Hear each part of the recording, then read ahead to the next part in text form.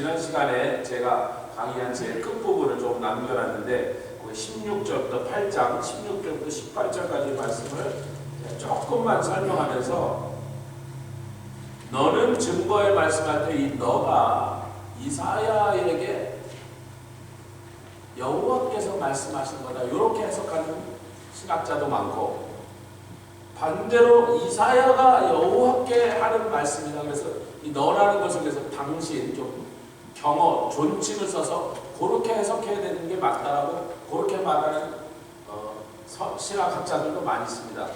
근데 한편에는 또 다른 신학자들은 이사야가 지금 자기에게 증인 삼으라고 하나님이 말씀하신 우리야에게 지금 제사장 우리야에게 말하는 거다.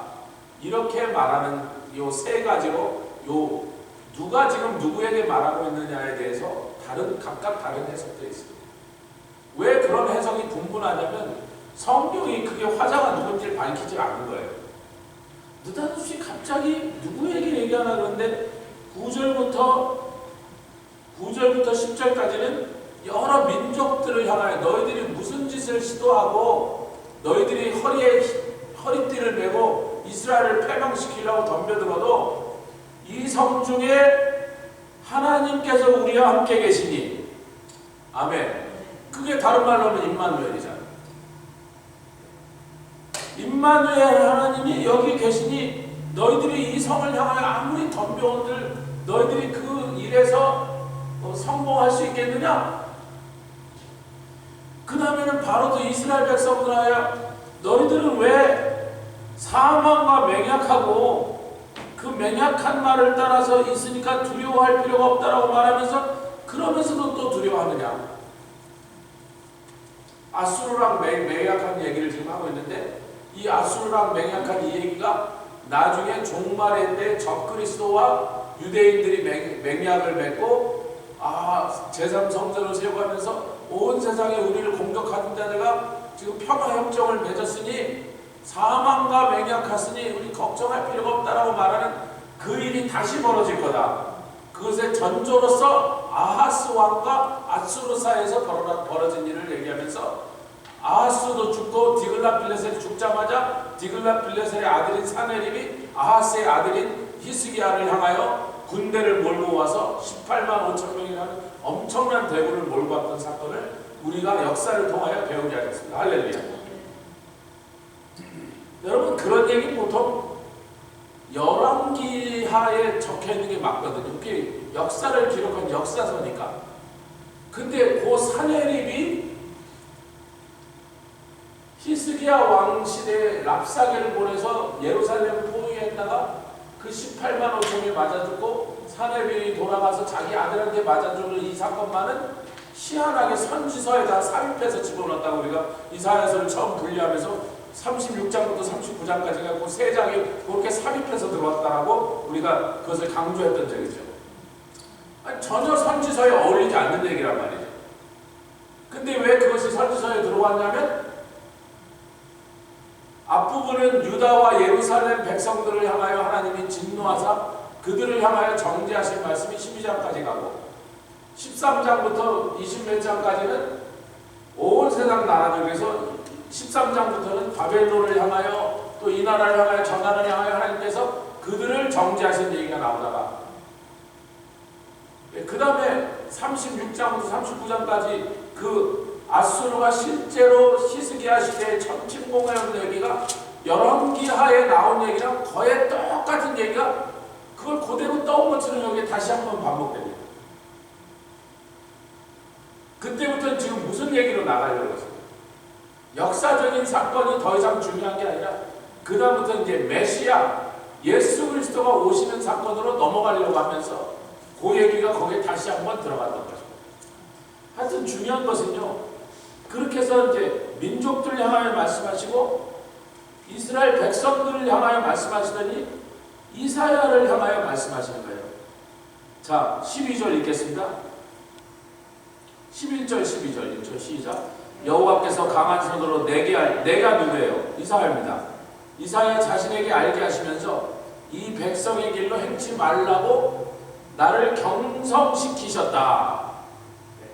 더 자기를 경계하시고 더 강하게 힘을 주시면서 말씀하셨다. 이 백성이 주님이 여호와께서 이사야에게 말씀하신 이 백성이 맹약한 자가 있다 말하여도 너희는 그 모든 말을 따라 맹약한 자가 있다 하지 말라. 그 맹약을 의지하는 이 백성들처럼 너희는 하지 마라. 아멘. 그들의 두려워하는 것을 너희는 두려워하지도 마라. 여러분, 사망과 왜 맹약을 하죠? 두려우니까 맹약하는 거죠. 적그리스도랑 나중에 왜 맹약을 맺죠? 두려우니까 맹약을 맺는 거예요. 두려워할 필요가 있다 없다? 없다. 이 말씀이 지금 몇 주째 계속 반복되는 것의 핵심은 친아수르나 반아수르나 하나님 앞에서는 다 멸망할 자들의 짓이라는 거예요. 아수르를 의지하거나 아수르를 반대하거나 그 공통점이 뭐예요? 하나님을 의지하지 않는 거예요. 그래서 13절 14절 시작. 만군의 여호와 그를 너희가 거룩하다고 그로 너희의 두려워하며 놀랄 자를 삼으라. 그를 거룩하다고 그를 두려워하며 놀랄 자를 삼으면 그가 너희의 거룩한 피할 곳이 되리시리니. 여호와 하나님을 너희의 두려워할 자를 삼으면 그 외의 것들은 두려워할 필요가 없으니.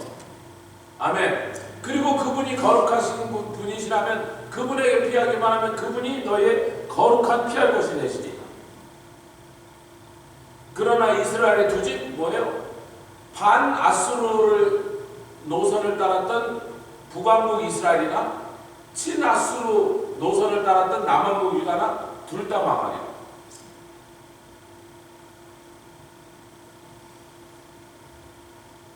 우리 하나님께서 이 성중에 함께 하시길 원하셔서 임마누엘의 하나님이 되시고 이 땅을 임마누엘의 땅이라고 불렀는데 하나님이 함께 계시는 땅. 참. 어떤 세상의 민족이 자기 신이 진짜로 자기네와 함께 산다고 말할 수 있어요? 여러분, 보통 사람들이 신은요, 눈 덮인 저 영험한 산 위에 저기 산다 그래. 우린 저기 올라가면 안 돼. 신이 진노하니까. 뭐 올라가기도 힘들고. 그리스 사람들은 저 올림푸스 산에 산다고.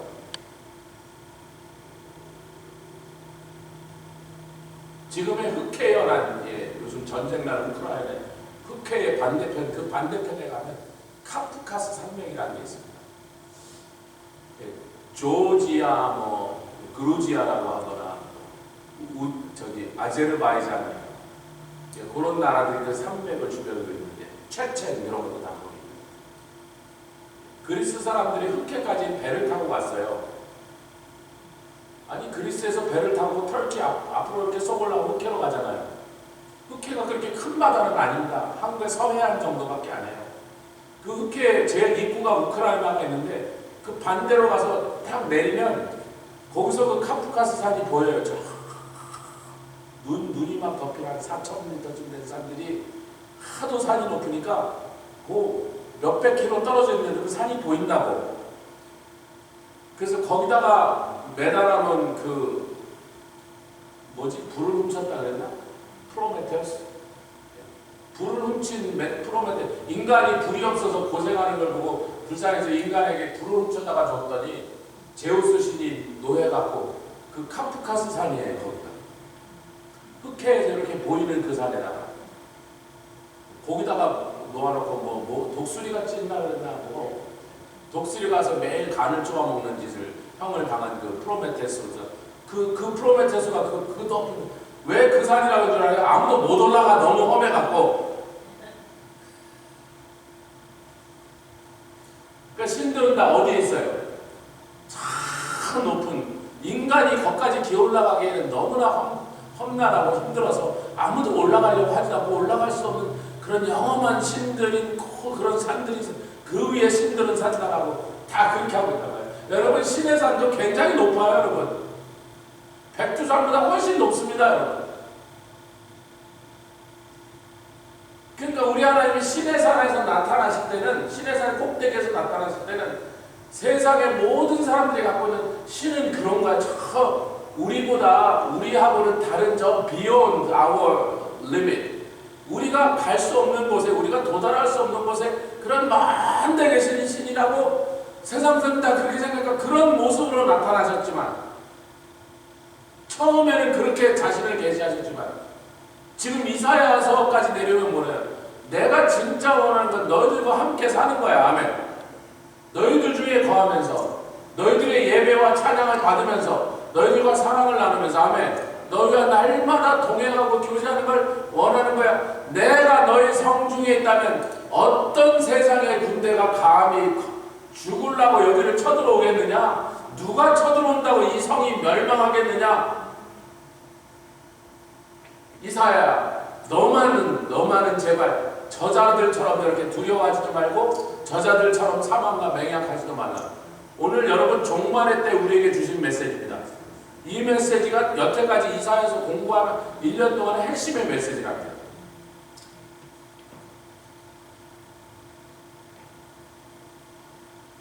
그러나 많은 사람들이 거치는 돌, 걸리는 반석에 넘어질 것이니, 프로 친아수르로 정책을 폈던 사람들이나 반아수르 정책을 폈던 자들이야 다 같이 멸망.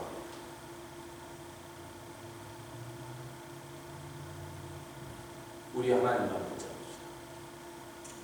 우리 하나님만 붙잡읍시다.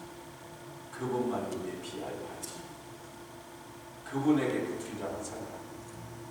이게 마지막 날 우리에게 주신 데서 하나님께 붙은 자. 그 다음에 16절부터 18절까지의 이 말씀이 나오면서, 근데 이게 조금 전에 이사야에게 얘기하고 유다 백성에게 얘기하고 민족들에게 하시는데 갑자기 화자가 바뀌는 것 같은데도 그 화자가 누군지를 설명을 안 하시는 거예요. 그래서 이제 저는 8장 2절에 읽겠습니다. 8장 2절에 내가 진실한 증인 제사장 우리아와 여베레기야의 아들 스가랴를 불러 증거하게 하리라. 그래서 하나님이 그렇게 하라 그러니까 우리아와 스가랴를 불러왔단 말이에요. 그래서 이사야가 그들에게 이제 말을 시작하면서, 자, 이 증거의 말씀을, 그 조금 전까지 한 그 증거 말씀을 삼으며 율법을 나의 제자 중에 봉함하라 이렇게 말했다고 저는 그렇게 해석하는 사람들과 동의하고 있습니다. 그런데 however 이 부분을 그렇게 해석하는 것은 별 큰 문제가 아닌데, 이것이 예수님을 향한 예언의 말씀이라고 저는 또 생각합니다. 그래서 예언의 이중적인 구조를 따라서 그때 당시 아하스 왕 시대 실제로 이사야는 우리아에게 말을 했다. 그런데 그러면서도 동시에 예수님께서 이사야의 입을 통하여 당신의 제자들에게는, 그리고 그 제자들은 12사도들만을 포함한 게 아니라 모든 예수의 제자들, 우리를 포함하여 특별히 종말의 시대를 살아갈 사람들에게도 그때 하신 말씀이다. 저는 그렇게 이중구조로 해석한다. 근데 뭐 그 강의 안에 다 적어놨으니까 여러분들 참고하시고, 근데 뭐 어떤 신학자도 나름대로 막 히브리어 문법을 들이대고 막 이렇게 했어서 너무 아주 저명한 그런 그 언어의 대가들이 셋으로 나뉘어서 싸우고 있으니까 도대체 어느 한쪽도 양보할 마음이 없는데, 저는 그렇게 생각해요. 이중구조로 생각한다.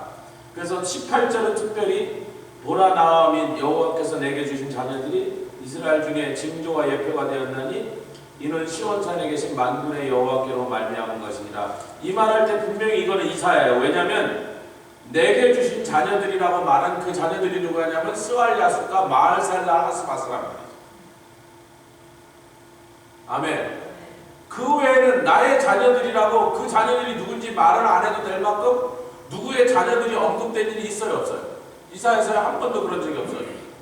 이사야에서 계속 자녀가 언급된 것은 이사야 선지자의 첫째 아들 스알야숫은 포로로 잡혀가도 바로 금방 돌아오리라. 즉 남왕국 유다를 향하여, 그래도 다윗의 자손인 남왕국을 향해서는 하나님께서 아무리 멸망해도 결국은 그 신앙과 그 혈통을 지키고 돌아오게 될 것을 약속하신 그 얘기와 둘째 아들 마엘살랄 하스바스가 태어나기 전부터 그 이름을 주시면서 아수르 왕을 통하여 북왕국과 또 아람은 완전히 멸망하여 이 세상에서 사라져버릴 것이라고, 그 아수르가 얼마나 그들을 잔인하게 짓밟을 거라는 것을 예언하신 이 두 자녀들 얘기 말고는 이사야서에 어떤 사람의 자녀 얘기가 언급된 적이 없단 말이에요. 그러니까 18절이 이 말을 하고 있는 것은 이사야가 말하고 있다는 건 확실하다는 거죠. 그런데 18절은 이사야가 말인 게 확실한데 16절과 17절은 많은 신학자들이 저도 그렇게 기도의 형태를 줬단 말이에요. 기도의. 그래서 이제 야곱 집에 대하여 낯을 가리우는 여호와를 나는 기다리며 그를 바라보리라 하는 기도를 형태를. 근데 그 내용을 살펴보면 이스라엘 집을 향하여 낯을 가리우셨다. 하나님이 이제 진노하사 지금부터 이스라엘 사람들에게 하나님이 낯을 가리므로 이제는 굉장히 곤란한 일들이 벌어질 것인데, 그 벌어지는 모든 상황 속에서도, 그래서 과연 이사야가 이 예언을 하고 2년 안에 누가 죽었죠? 베가와 르신이 죽었고, 이사야가 죽은 다음에 100년 만에 예루살렘 성이 함락돼서 떨어지고 바벨론 포로 70년이 시작했으니까 그 후로 한 200년 동안은 유대 민족에게 자기네들 민족의 역사상 최악의 순환이 벌어지는 시대가 된다. 근데 그러한 일이 벌어진다 할지라도 이사야가 뭐라고 기도하냐면, 나는 하나님이 우리 집에, 우리 야곱 집을 향하여, 이스라엘을 향하여 낯을 가리우신다 할지라도 그래도 의지하고 기댈 분은 그분밖에 없다는 것을 신앙으로 고백하며 그렇게 기도하고 있다. 할렐루야. 여기까지 이제 18절까지 그 정도로 하고요. 오늘 강의 안으로, 나눠드린 강의 안으로 넘어가면 19절부터. 그래서 이러한 시대에 하나님이 낯을 가리우는 시대가 되니까, 말씀드렸잖아요. 북왕국과 아람이 금방 멸망합니다. 2년 안으로 멸망합니다. 아수르가 막 쳐들어와서 막 두 나라를 때려 부수는데, 그러고 나서는 디글랏벨레셀이 원래 못 살고 죽어버리니까 디글랏벨레셀도 죽고 아하스도 그냥 병으로 죽어버렸어요. 그거는 전쟁으로 죽은 게 아니고, 전쟁 중에 누가 맞아 죽은 게 아니라 그냥 자연사를 해버렸단 말이에요. 그 디글랏빌레셀과 아하스 왕의 시대가 끝났는데 바로 이어서 시작되는 게 히스기야와 디글랏빌레셀의 아들 사네립의 시대가 시작됐네. 그러니까 불과 3, 4년 안에 아하스의 창끝이 어디를 향하여 오더라? 어디를 향하여 와요? 남왕국 유다를 향하여 쳐들어옵니다. 몇 년 전에 자기네 아버지들 사이에 맺었던 맹약은 헌신차처럼 내버렸다는 거예요.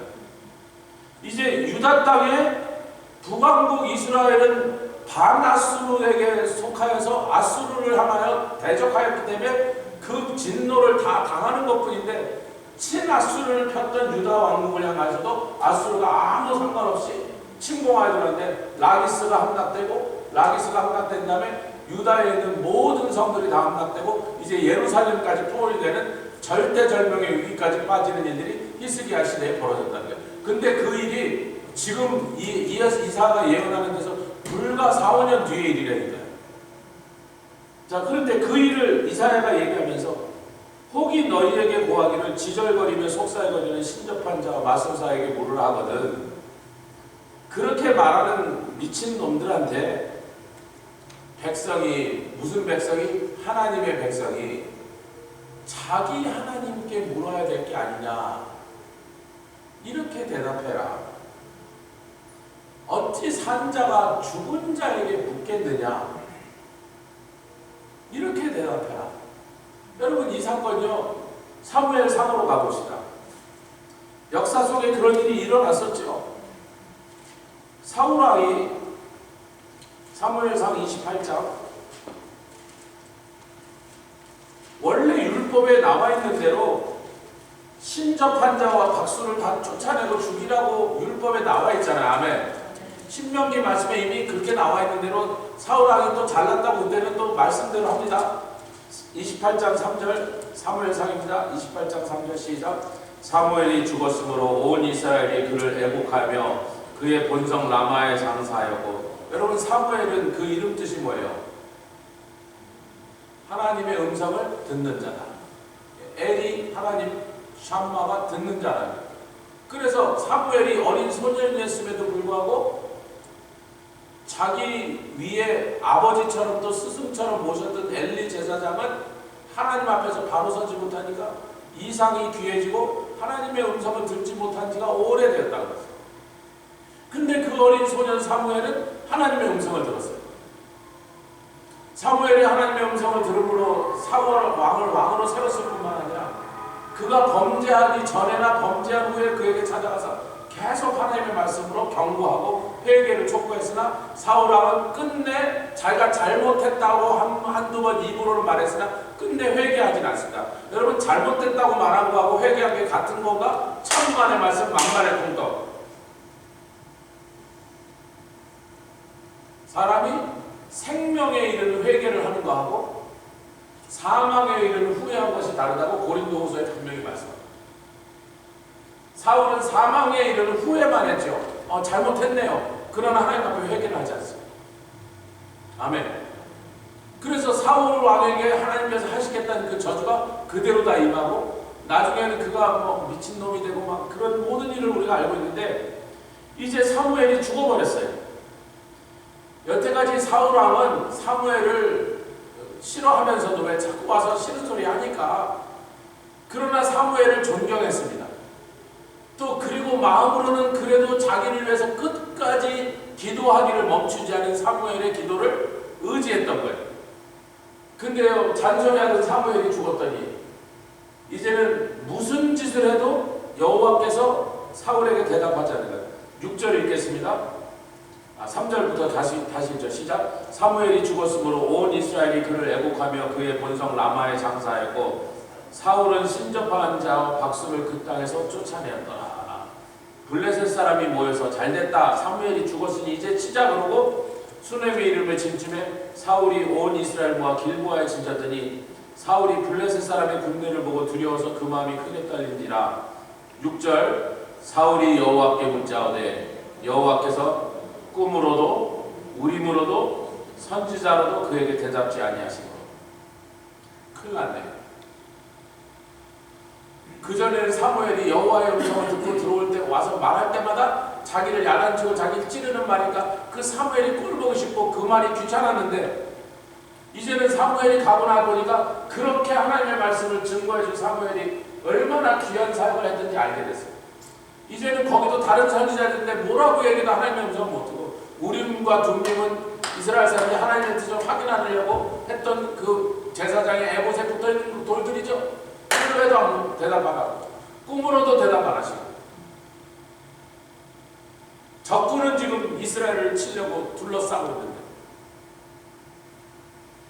답답해진 사무엘이 이제 무슨 짓을 합니까?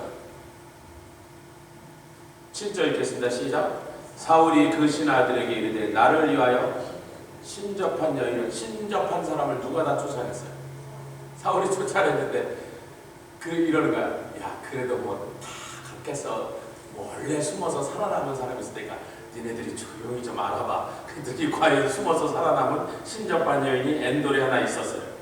신하들이 그에게 이르되 보소서 엔돌에 신접한 여인이 하나 있나이다. 사울이 변장을 하고 갔습니다. 그리고 그 신접한 여인에게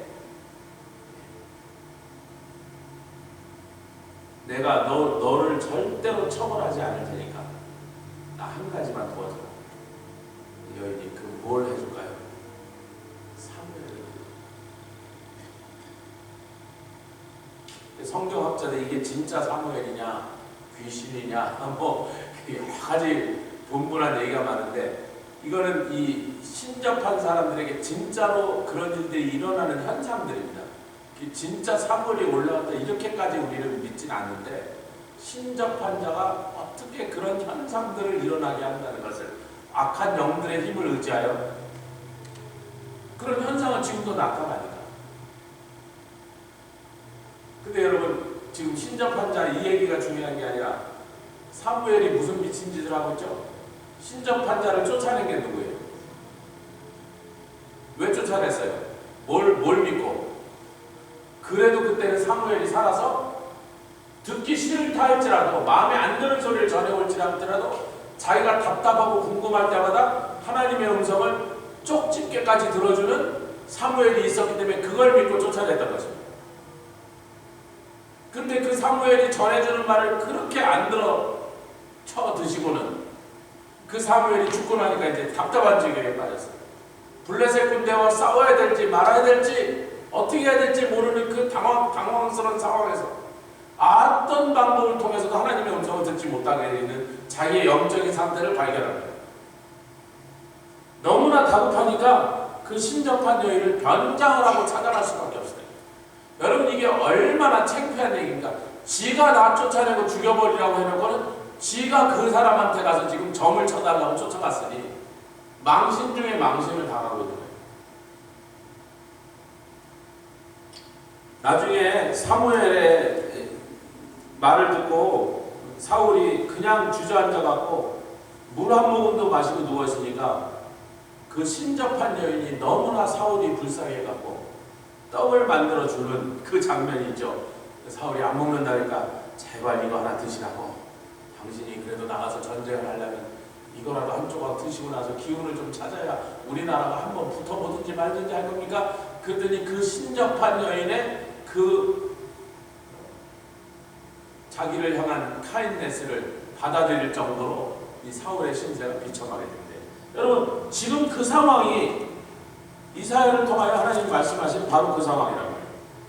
너희가 답답한 일이 벌어지고 하나님은 도와주지 않으시고 적군은 너희를 쳐서 죽이려고 덤벼드는 그 절대절명의 위기, 마치 블레셋 군대 앞에서 죽을 것처럼 힘이 빠져서 어찌할지 몰라서 절절매는 사울왕과 같은 꼬라지를 당할 때 지절거리고 속살거리고 신접한 자와 마술사에게 물으라고 하는 자들이 너희 속에서 일어날 것이 아니냐 말이야. 여러분 이스라엘에만 일어나겠어요? 나중에 종말의 시간에도 일어나겠어요?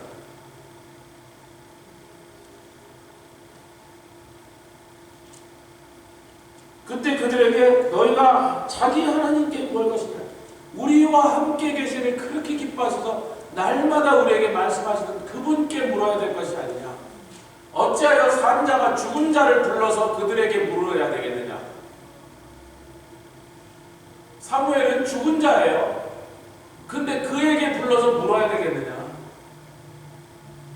그 상황 자체가 참으로 처량하고 참으로 수치스러운 상황이라. 20절에 뭐라 그러냐면 우리에게 원래 뭐가 있다? 율법과 그 뭐예요? 이미 기록된 말씀. 창세기, 출애굽기, 레위기, 민수기, 신명기 기록된 말씀이 이미 있으며 또 하나는 뭐가 있어요?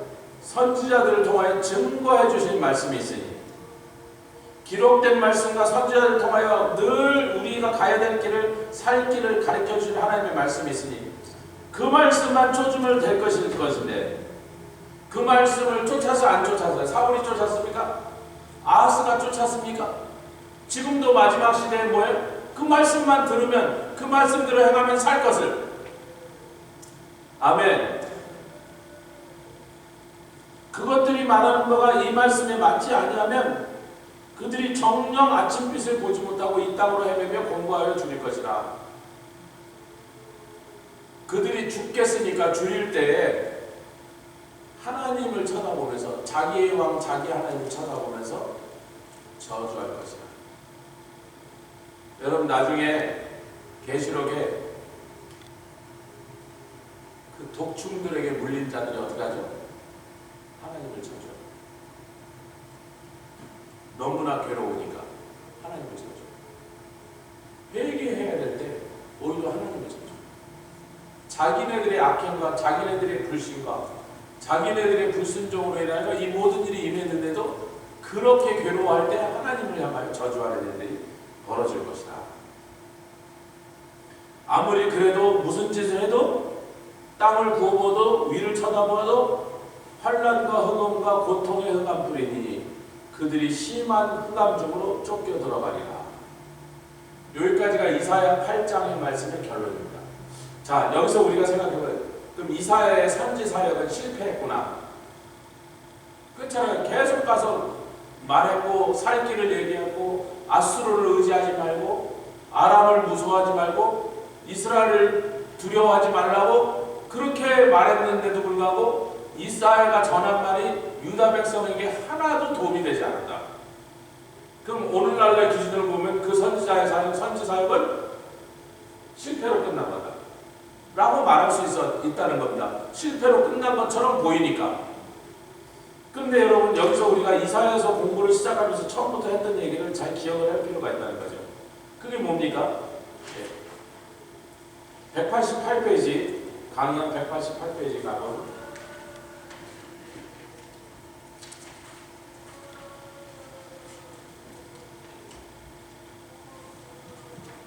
188페이지 골뱅이를 보면요. 이사야 선지자의 사역이 실패로 끝났는가 하는 질문을 던져볼 때 자신의 두 아들까지 동원해서 아하스 왕에게 아수르를 의지 말라 그랬어요. 아멘. 그리고 아람과 이스라엘 왕을 두려워하지 마라. 여호와를 피난처로 삼으라. 이렇게 예언했는데 그 모든 얘기를 듣지 않아버렸어요. 그럴 뿐만 아니라 오히려 아하스 왕은 다메섹에 가서 아람에 멸망했던 왕 그 나라 사람들이 섬기던 그 우상의 단을 본떠와갖고 여호와의 절에 있는 단을 치워버리고 거기다 그 단을 놓고 그 우상을 섬기기 시작했어요. 그런데요, 이사야서 1장 2절부터 5장 30절까지의 말씀은 유다와 예루살렘 백성을 하나님이 법정에 세우사 그들의 죄가 뭔지 죄 몫을 낱낱이 밝혀서 기소하는 장면이라고 저희가 계속 강조했습니다. 아멘. 자, 이사야서 1장 2절을 보죠. 1장 2절부터 5장 끝까지 읽을 수는 없으니까 그냥 시작하는 데만 읽겠습니다. 1장 2절 시작. 하늘이여 들으러 땅이여 귀를 기울이라. 여호와께서 말씀하시기를 내가 자식을 양육하였거늘 그들이 나를 거역하였도다. 오죽 답답하실 그러면 소는 그 임자를 알고 나귀도 자기 주인의 고유를 알고만은 이스라엘을 알지 못하면 나의 백성은 깨닫지 못하도다. 아까 우리가 8장에서 그렇게 신접한 자나 마술하는 자들을 데려다가 우리가 말을 듣자고 말할 때 네가 지 하나님을 의지해야 될 것이거늘 그랬는데 그렇잖아요. 지금 그 말씀하는 거예요. 하늘이여 들으라 땅이여 들으라. 세상에 이런 분할 때가 있냐. 내가 내 백성을 자식처럼 키웠구만. 이들이 나를 의지하지 않고 내 말을 거역하는 거다. 그러니 이놈들을 내가 용서하고 더 이상 참을 수 있겠느냐? 그러면서 법정에서 지금 하나님 고소하고 계신다. 아멘. 그뿐만 아니라 6장에는 드디어 이사야를 불러서 선지자로 보내시면서 9절부터 12절까지 조금만 읽겠습니다. 이사야서 6장 9절부터 12절까지 같이 읽겠습니다. 시작. 여호와께서 가라사대 가서 이 백성에게 이르기를 너희가 듣기는 들어도 깨닫지 못할 것이요 보기는 보아도 알지 못하리라. 이 백성의 마음으로 둔하게 하며 그 귀가 막히고 눈이 감기게 하라. 염려컨대 그들이 눈으로 보고 귀로 듣고 마음으로 깨닫고 다시 돌아와서 고침을 받을까 하느라. 내가 가로되 주여 어느 때까지인가? 대답하시되 성읍들은 황폐하여 거민이 없으며 가옥들에는 사람이 없고 이 토지가 전폐하여 사람들이 여호와께 멀리와서 이 땅 가운데 패한 것이 많아. 결국은 뭐예요? 네가 아무리 가서 경고하고 이사야만 했으니까 그 다음에 예레미야가 왔고 그 다음에 에스겔이 왔지만 이들이 끝까지 내 말을 거역할 것이니 결국은 이 땅이 다 사로잡혀 옮겨가고 이 땅이 황폐하게 된 즉 바벨론 포로 생활이 반드시 와야만 될 것이에요. 그리고 이 말씀들을 예수님께서 복음서에서 6번이나 인용하셨던 걸 우리가 몇 주 전에 같이 나눴습니다. 요 말씀, 요 부분의 말씀들을 복음서가 6번을 인용하거든요. 그러니까 하나님 뭐라 그런 거예요? 내가 이 백성이 자식처럼 양육했어도 내 말을 거역하였으니 내가 이들을 용서할 수 없는 것이 이들이 유죄라는 것이 당연한 것이 아니냐라고 고소하셨을 뿐만 아니라 그러나 이사야를 보내서 선지자 노릇하면서 누가 우리를 위하여 갈고 이사야서 6장에 그래야 되잖아요. 누가 우리를 위하여 갈고 제단 숯불에서 그 입술을 정하게 하신 다음에 이사야가 내가 하겠나이다. 그래 네가 가라.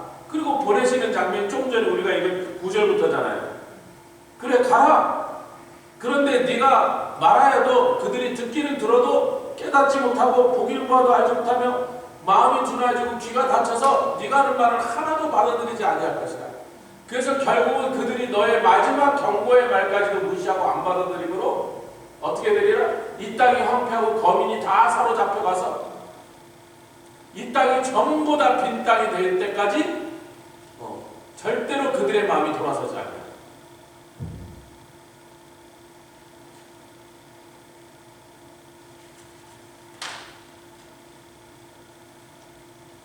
근데 이제 9장이 보십시오.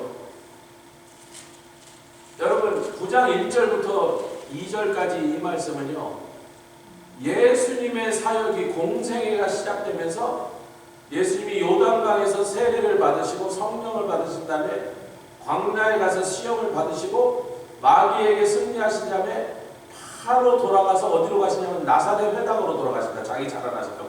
아멘. 그 장면이 누가복음 4장에 나오는데 그때에 복음서 기자들이 계속해서 인용한 것이 이사야 9장 1절과 2절. 왜? 그 나사렛 지방이 어떤 곳이냐면 옛날부터 저쪽에서 큰 군대가 쳐들어올 때는 항상 북쪽을 통해서 왔던 거예요. 그리고 이스라엘의 제일 북쪽은 갈릴리 지방이고 그 제일 북쪽 갈릴리 지방에서 제일 북쪽에 스불론과 납달리 지파들이 거하고 있었는데 단지파는 이미 사라졌고, 아멘. 스불론과 납달리가 제일 북쪽 변경에 있었는데 그쪽으로 계속해서 로마 군대가 오고 페르시아 군대가 오고 바벨론 군대가 오고 아수르 군대가 오면서 거기 있는 사람들은 날마다 그 쳐들어오는 외적한테 시달렸던 거예요. 한국의 평안도 사람들이 거치는 이유는 날마다 그쪽으로 돌골족도 굴러오고 훈족도 굴러오고 몽고족도 굴러오고 만주족도 굴러오고 하여튼 한국을 쳐들어오려는 놈들은 전부 그 평안도를 지나서 오니까 먼저 들어오자마자 제일 먼저 공격하는 것이 평안도에 있는 성들이에요. 정주성, 의주성, 안주성, 그게 전부 평안도에 있는 성들이란 말이에요. 거란족이 와도 글로 들어오고. 그런 것처럼 갈릴리 땅이 침공하는 외적의 침공을 제일 먼저 붙어서 날마다 시달리고, 그러다 보니까 전쟁에 제대로 생업을 하지 못하고 연약하고 가난하고, 그래서 그것이 흑암의 땅이라고 불렸다는 거예요.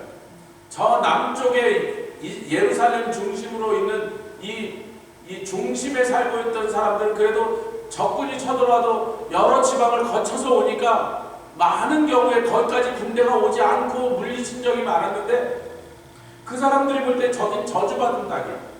그리고 못 살고 가난한 사람들만 사니까 맨날 아유 저기 흑암의 땅, 저 불쌍한 자들 이랬는데, 거꾸로 예수님께서 나사렛을 중심으로 해서 이 갈릴리 지방에서 당신의 공생의 사역을 거의 다 하심으로 말미암아 이 9장 1절과 2절 읽겠습니다. 시작.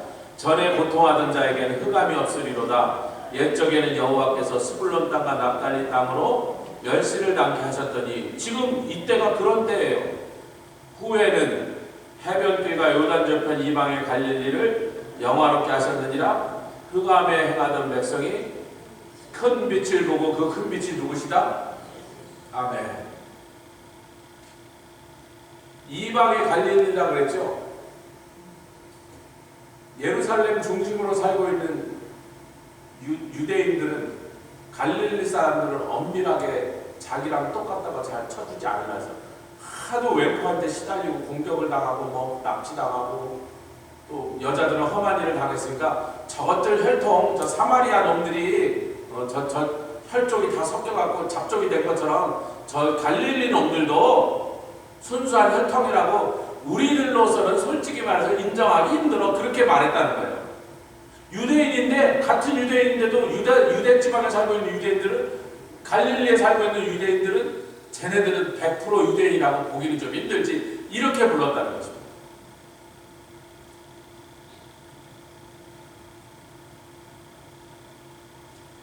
서울 사람들이요, 세 가지 서울 사람이 있어요. 다른 데서 태어나서 서울로 이사 와서 나중에 서울 사람 된 사람들, 저 같은 사람들, 다른 데도 태어났는데 서울에 와서 나중에 서울 사람, 그 사람들은 자기네들끼리 때 저것들은 서울 사람들 아니었거든요. 근데 서울에서 태어난 사람도 또 두 가지가 있습니다. 사대문 안에서 태어난 사람과 사대문 밖에서 태어난 사람 달라요. 그래서 진짜 서울 토박이는, 서울 나귀는 사대문 안에서 태어난 사람만 서울 사람이라 쳐져요. 남미에 가면요, 스페인에서 태어난 스페니시하고 식민지에서 2세나 3세로 태어난 스페니시를 부르는 이름이다. 스페인에서 본토에서 태어난 스페니시 사람들만 스페니시를 쳐주고, 남미 대륙에서 태어난 스페니시들은 혈통이 그대로 스페니시 혈통을 100% 유지했어도 똑같이 안 쳐줘요. 클래스가 있단 말이에요. 자기네들이 부르는 말이 있어요. 아예 옛날에. 그래서 큰 빛이 이방의 갈릴리를 영화롭게 하셨다. 아멘. 그것을 예수님을 향하는 예수님의 사역을 가리키는 거로 복음서가 뚜렷하게 말합니다. 그럼 9장부터는 무슨 얘기예요? 8장까지는 어떻게 끝났어요? 이 이스라엘 땅은 이제는 저주받고 흑암과 사망의 땅으로 변할 것이니 민족적 이스라엘의 그 복받는 시대는 이때로 끝나버렸다는 거예요. 그 이스라엘은 저주와 약탈과 학살의 대상이 돼서 지금까지 2000년 동안 계속 벌어지고 있습니다. 근데 잘 들으세요. 그러므로 하나님 원하신 건 이방으로 구원의 중심을 옮기시겠다. 아멘. 이방의 빛으로 우리 예수님을 오시게 만드시겠다.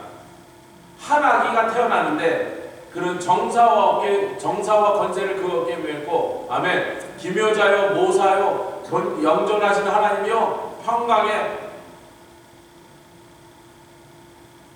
그런데 여러분, 그렇다면 그 유대인들이 아브라함의 자손이라는 것이 이제는 완전히 그 언약이 깨져버리고 그들이 언약의 자손이라는 사실을 하나님이 이제는 다 패해버리셨나? 그건 아니다.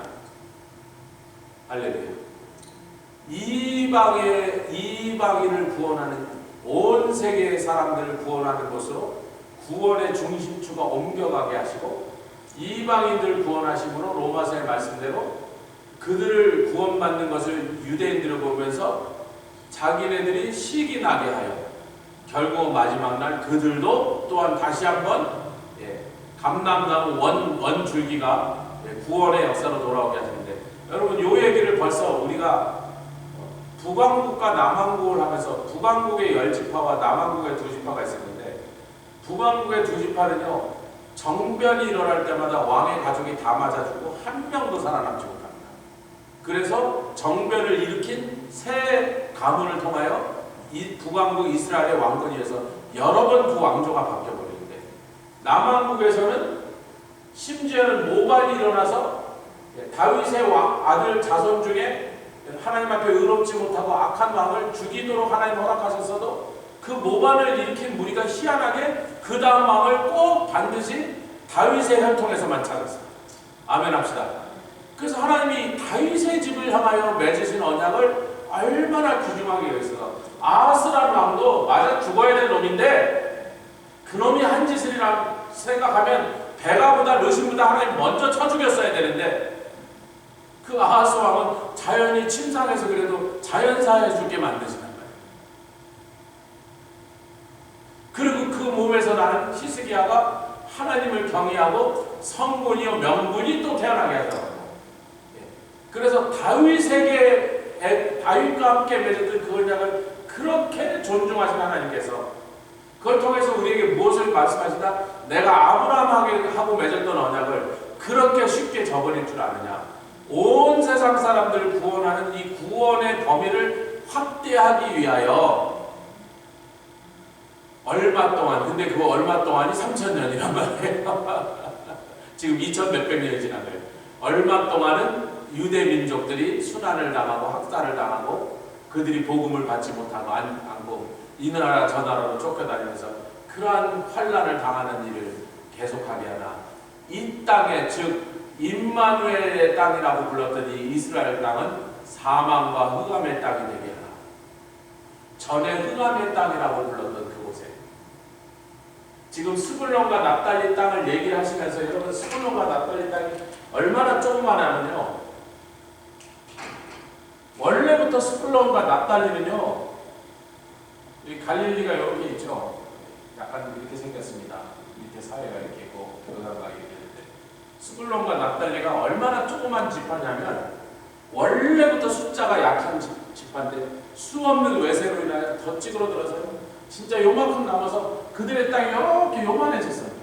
근데 여기를 굳이 들어서 얘기하시면 이방의 빛이 돼서 큰 빛이 돼서 예수님께서 얘기하시는데, 이때 이방이란 말을 기어이 쓰신 이유는 사실은 하나님이 지금부터 하고 싶으신 얘기는 뭐냐면, 내 아들 예수 그리스도가 온 세상 모든 민족을 이방이라고 말하니 그 이방을 향하여 구원의 빛이 되게 하려고 보내시는 그 하나님의 놀라운 전략을 이렇게 숨겨서 표현하셨다는 것입니다.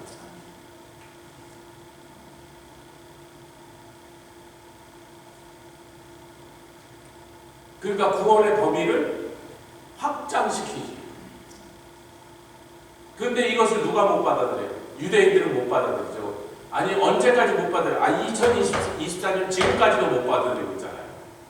그들은 구원은 유대인만을 위한 거라고 철석같이 믿고 그렇게 가르치고 그렇게 배우고 있습니다.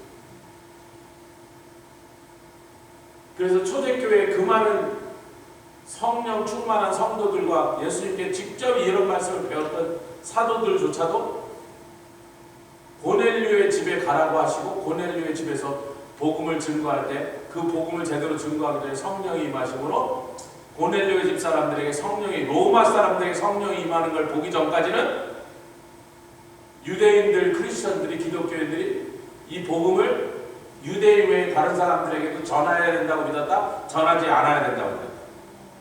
전하지 않아야 된다고.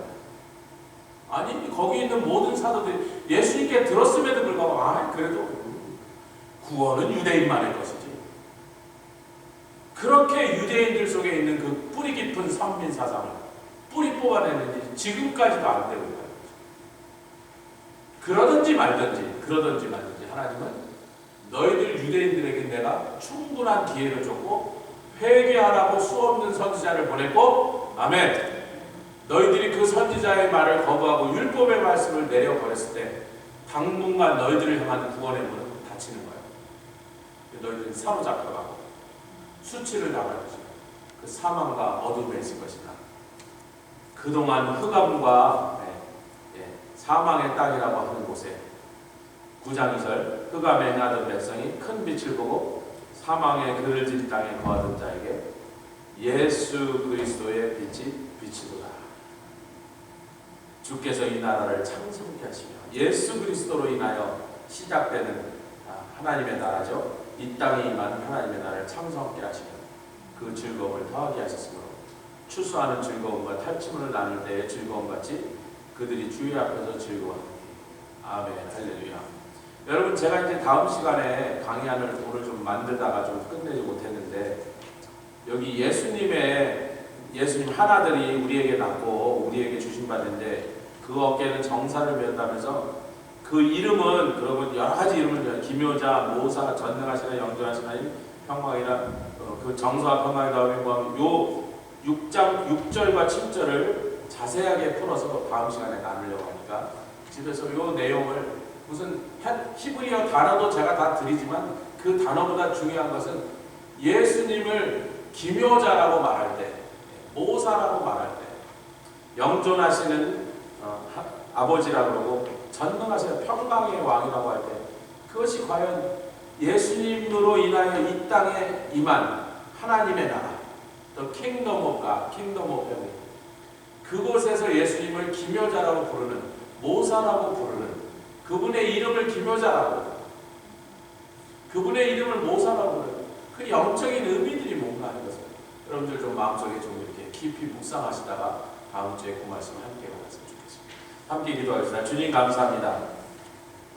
이제 유대인들을 향한 하나님의 마음이 정해지고 그들을 기소하고 고소하여서 너희들이 범한 이 죄와 끝내 회개치 않는 그 고집스러운 마음을 내가 반드시 이 진노함으로 인하여 심판하며 너희들에게 벌을 주리라 하시고 너희들이 이제 흑암과 고통의 흑암의 땅에 심한 어두움에 내어 쫓겨 들어가리라 말씀하시고 과연 그들은 지금까지 그 어둠 속에서 행하고 있습니다. 예수 그리스도가 오셨고 십자가에 돌아가셨고 3일 만에 부활하시고 승천하신 것을 다 보고 듣고 알았음에도 불구하고 끝까지 예수님을 거부한 유대인들에게 지금 흑암이 임하여 있는 것을 아버지 우리가 보고 그렇게 하여 이 복음의 빛이 우리 믿지 않고 하나님 나라에 유업이 없었던 이방인들이 우리에게 전해지게 된 것을 얼마나 우리가 감사하며 다행스럽게 생각하는가. 그러나 하나님께서 아브라함의 언약을 맺으셨던 그 아브라함의 자손들 결단 끝까지 버리시지 아니하시고 마지막 날 그들에게 다시 한번 회개의 영을 부어주시고 그들에게서 회개의 역사가 일어나서 아버지 그들을 통하여 아버지 하나님의 모든 구원의 역사와 언약의 역사를 그들을 통하여 마치게 하시는데 이방인의 역할이다 아니고 유대인의 역할이다 하느라 한 가지 분명하신 온 세상 모든 사람들이 다 구원받고 예수 그리스도 당신의 아들로 인하여 영생을 얻게 하기를 원하시는 하나님의 그 간절하신 사랑과 우리와 함께 거하기를 원하시는 임마누엘 하나님 되심을 우리가 이 본문의 말씀들을 통하여 다시 한번 확인하게 해주시기 감사합니다. 주여 우리 중에 계시며 우리와 함께 계시며 우리 성에 계셔서 어떠한 위험과 환난 속에서도 우리를 지켜주시옵소서. 우리는 주께 피하였나이다. 우리 주 예수 그리스도의 귀하심으로 기도드렸사옵나이다. 아멘. 하늘에 계신